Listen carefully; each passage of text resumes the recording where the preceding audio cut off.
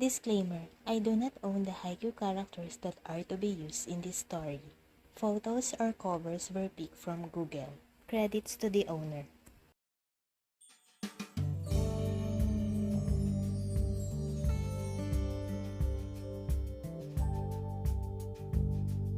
You take the role. Congratulations. The man with a grumpy face said. I was confused since I didn't do anything yet, and I didn't know what role he was referring to. Thank you. But what role are you referring to? He nonchalantly said, my husband. Huh, is he insane? His husband? What is he? Doesn't he value marriage? Mr. Kageyama Tobio, he said. I inhaled and nodded at him. Mr. Kageyama, question. Go ahead, ask whatever you want, he said. Are you on drugs? I asked. Everyone in the room snickers while Mr. Kageyama widens his eyes with a little blush on his cheeks. I am not, he answered. Are you in your right mind? I asked. I am, he said. Are you sure about that? Because you're asking me, which technically we just see each other today to become your husband, I said, still confused with the situation. He nods. I'm sure about that. I was still shocked because of this man. He looked at the other three people in the room and said, please leave the room. Kay stands up and says to Mr. Kageyama, don't scare him too much. I won't, he said. I just look at the others as they leave the room. So, Mr. He looked at the paper, Hinata. Would you take the role? He asked me. I blinked a few times to absorb what this devil in front of me was telling. Will Kenma kill me if I take down the offer? I thought. To tell you honestly, Mr. Kageyama, I was caught in a scandal yesterday. Then, I pointed at him, making some hand gestures to emphasize my point, this. You just make our story easy then, he said. I was confused by what he was saying. Look, Mr. Hinata, this opportunity might help you to drop that scandal, and it will be an easy make-up story for our relationship. It will be like we've been in a secret relationship, and Mr. Mia knows about it, and he was a little scared of me that if my husband got hurt in his care, he will be dead meat. He smiles at me, a scary one. I frowned. I didn't mention who the other person is in that scandal. He showed his phone and said, we've got a brief background check with the remaining candidates. I scanned the content on the phone and said, wow, you're a scary person, aren't you? Not really. I just want to make sure that the person I'm choosing will be an ideal husband, he said. How will you tell Atsumu-san about this? I asked. It's for me to know and for you to find out, he said. I was skeptical to agree with this situation, so I asked, what will be the conditions? Here, he gave me a paper, that will be the initial contract. I took the paper and read it. It will be a 3 years contract. Aside from being my fake husband, you will also be the face of the company as an exclusive contract will be made with your agency. You just need to attend some family gatherings, especially if my grandma will be there.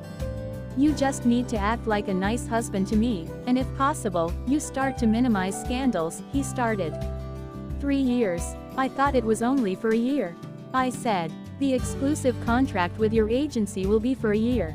It is still up for your performance as a model if we want to extend it or not. But the husband thing, it is for 3 years, he said. I facepalmed. You also need to live with me. I have a nice house, he said. I just stared at him. He thoroughly planned this arrangement. You have your room, don't worry. I also have a maid that thrice a week to clean the house. So you don't have to worry about cleaning. I usually cook for my meals. So it is up to you if you want to cook for yourself, he said. I listened to his explanation while continuing to read the contents of the contract. Aside from the monthly salary, you also have your allowance, he said.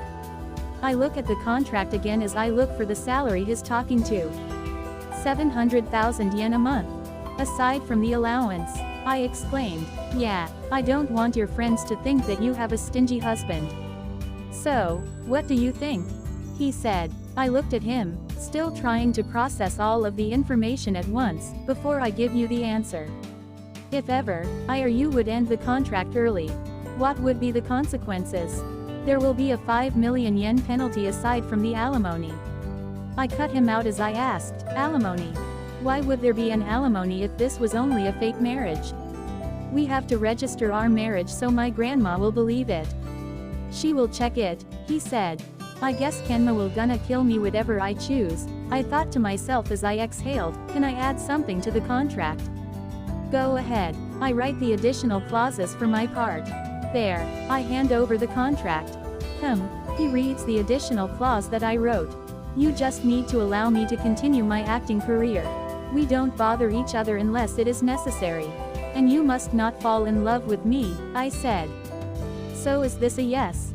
He smirked. I closed my eyes as I took a deep breath. I'll be under your care, Mr. Kageyama, I said as I opened my eyes and stared at him. He stands from his seat and comes near me and offers a handshake, likewise, Mr. Hinata. I took the handshake as we sealed the contract. Are you free on Monday? He asked.